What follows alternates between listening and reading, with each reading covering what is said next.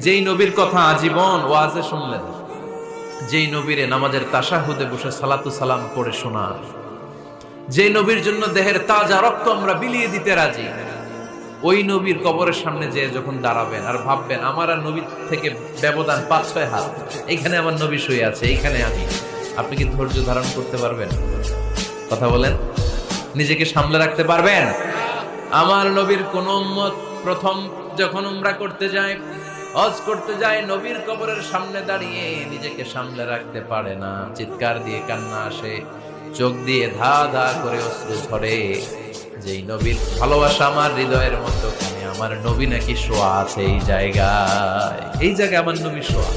সহ্য হয় না, বুক ফেটে চিৎকার আসে, কিন্তু চিৎকার দেয়া যায় না। কারণ যে আয়াতের তাফসীর আপনাদেরকে শোনাচ্ছি, এই আয়াতটা বিষ্ণু নবীর কবরের উপরে লেখা, লা তারফাউ আসওয়াতাকুম ফাওকা সাওতিন